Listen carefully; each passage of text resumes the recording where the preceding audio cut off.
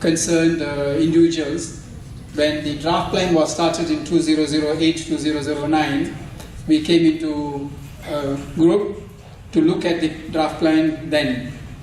And as the time went by, and when the plan was sort of finalized and wrapped up in 1011, we said, okay, now it's going to go through the processes. Therefore, we will go back to normalcy and wait for it to be gazetted. But unfortunately, it dragged on, but nothing came out of it. Then we started revising it to Selamatkan Kuala Lumpur. CSKL became SKL. This is the Federal Territory Planning Act as against the National Physical Planning, the Town and Country Planning Act, as you can see it. The FTPA is a very special act pertaining to Kuala Lumpur, whereas the Town and Country Planning Act applies nationwide. So there's a lot of conflict and contravention. The plans required under FTPN, as you can see it, is Kuala Lumpur City Hall went through the process of engagement. We had over 62 engagements with the consultants. But unfortunately, after that, when it went through, the mayor is supposed to present it, but the mayor being appointed by the FT minister, he is subservient to the FT minister and the FT ministry. So that is where the whole issue starts. August 2004 is when the FTPA, under the FTPA, the act came into the plan came into being, adopted by and gazetted by FT minister, but it never came into action. Contains the vision, goals and policies for the next 20 years. 2008, 2009, as I mentioned earlier, is the engagement period. As you can see, it is consistent with the structure plan, because you have the KL structure plan, which is the fundamental plan, which are without the details, whereas the city plan comes out with the details. 2008, 2009 plan was exhibited for engagement and feedback, but of course, if they don't accept certain proposals, they don't have to give us any reasons. That is how the system works. Objection hearing. There was a period of objection hearing. Again, the usual way, as the former regime continued, that I don't have to explain anything to you, but there's no change today. That does not mean when I say former regime, the present regime is no better, as you have heard, I think, since morning. On the third month of May 2018, 3 months after the election, our election was G14 was May, June, July. By August, we had several engagements with the minister, and the terminology we use, we changed the color of the shirt, but we did not change the shirt. So, which means you are still in the same shirt, but in a different shade. 2009 to 2001, there were open day sessions conducted, but there was no right to object anymore. Now the minister said, the then minister, FT minister said, I'll bulldoze KL draft plan, as you can see it in bold, reported in the Star, if not mistaken. And when he said bulldoze, does not mean he's going to sign it. He's not going to sign it. That's what the bulldoze stands for. Meanwhile, blindly development orders were issued by City Hall. So we had requested, if they want to delay the approval of the plan, then there should be a moratorium. They should put back all plans on hold. Either, get the plan in place and go ahead with the orders. Otherwise, freeze all orders and get it regularized. 30th October. 29th October, some MPs of Kuala Lumpur told us we are going to be briefed by the FT minister on the approval of the plans. We had met, the SKL had met the FT minister in August 2018, and we had detailed out to him saying that this plan which DBKL is pushing for you to approve is not the right plan. It is the mutilated, butchered, we call it the mutilated, butchered KLCP 2020. Therefore, please do not sign it. Either you go back to the public, the stakeholders for review, or you let City Hall display the plan, and a group of us who have been associated with the plan from the draft stage will come and highlight where the flaws are, and then you take a decision. We never asked that we will take a decision or we will push for the decision. You take the decision after putting it to us for display. If DBKL officials can't explain and justify where the changes, where the mutilations they've done. But unfortunately, despite all that, the minister signs it on the 30th of October. So our question is, why? Of course, YWP, we also told him, in fact, we wanted the FT ministry and the YW to be disbanded. SKL stand was then, at the time of the election, to say the YWP is the abuse, the facility, the intermediary or the medium to make all the abuses. Everything was coming through YWP in the case of Kuala Lumpur. So therefore, we wanted that to be disbanded. But the minister is a chairman of YWP. Dato' Banda is a board of directors who sits on the YWP board. And the minister chairs the meeting and directs the Dato' Banda at City Hall to approve what needs to be approved. So most of the things, as you can see, the land swaps, the land deals, the approvals, all were going at the initial stage through YWP. So that's why YWP is a big question mark, as you all have followed. Car park systems were given to YWP, and many other business ventures were channeled through YWP. The contents of 2020 was never presented because it's the wrong plan, as we contain materially different from the original draft of 2008, do not conform to the structural plan because institutional lands have been approval given to be converted to mixed development, etc.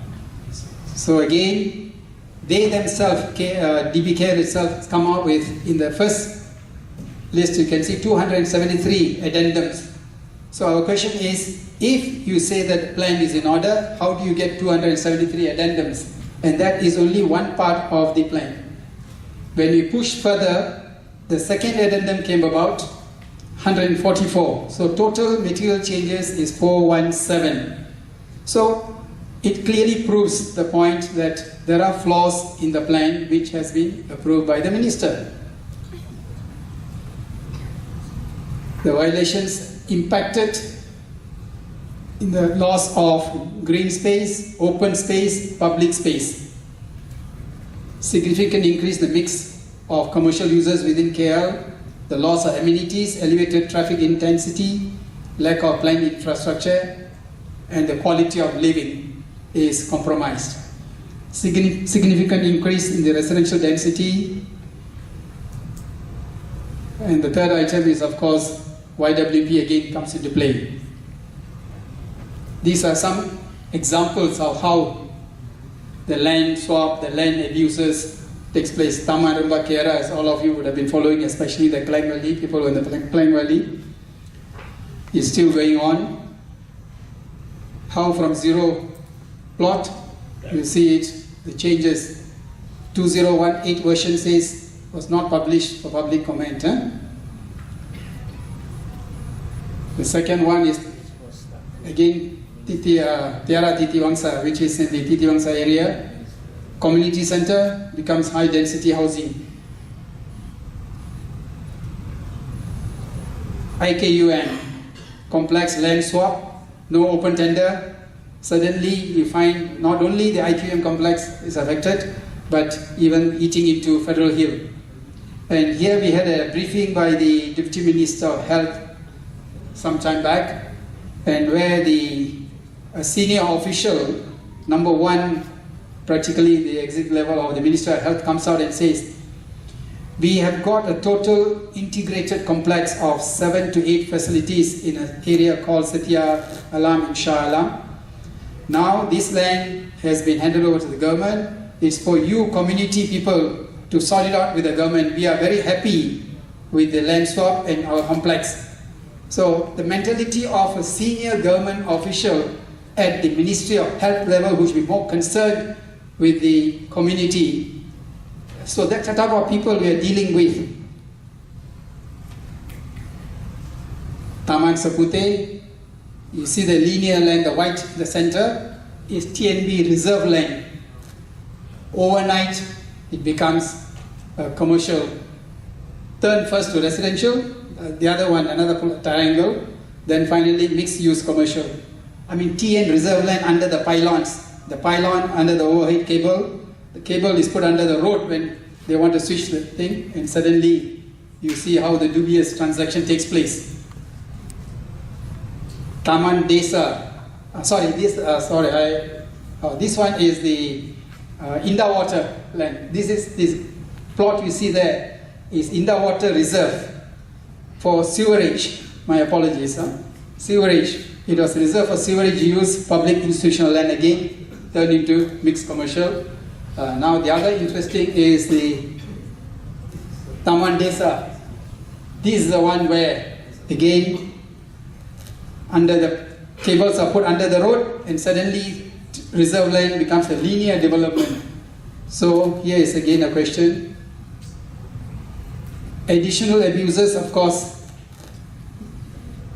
according to FT Ministry, any development the city follows, as long as the plan is approved, he says we don't have to have here any public objection hearing. But not every member of the community, resident, will come to know of the city plan which is being approved, because if a development comes up in your vicinity, you will see a signboard or a paper publication, at least you will object. But here the minister is now deciding this, which is again not moving forward but backward. So again, this is Pakatan Harapan, so to speak. Some of us, I leave it to you to draw the conclusion. Beyond current gazette plan abuses, structure plan 2020-2040 will be on top of the KLCP. Now 2020 is going to be the basis for the 2040 plan. The mutated KLCP 2020 is bad, evidenced by sufficient number of violations.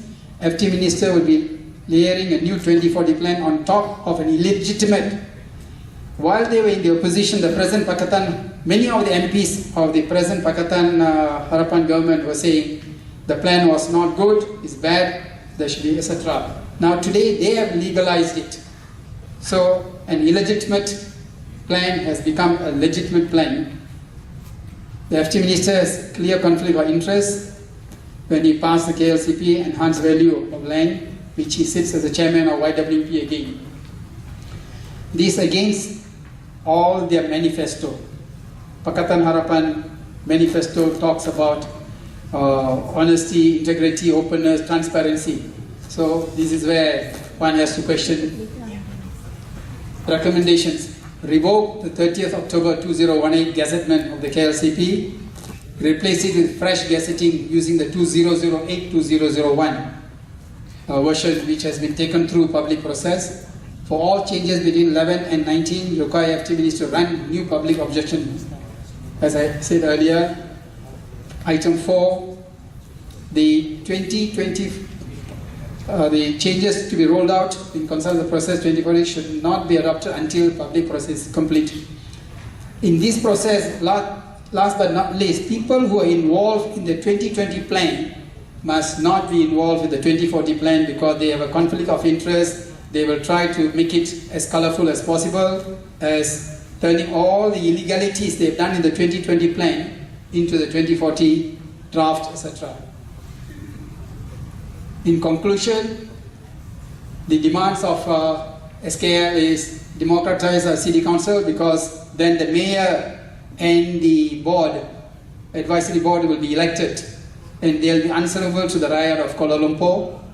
Of course, they will say that it's a very big challenge to come up with the election formula, but if there is a will, there is a way. So they have to work out the systems, various systems, look at it globally, and then come up with some formula with the community involved.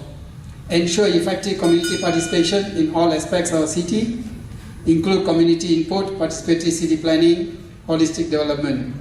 Protect public and green spaces because a lot of them today have been grabbed through dubious land deals. Gazette and enforce the local plan. Of course, this was a demand then, but today we are saying review the illegal plan they have approved. So that sums up, ladies and gentlemen. Collectively, this is presented to all of you. Thank you very much.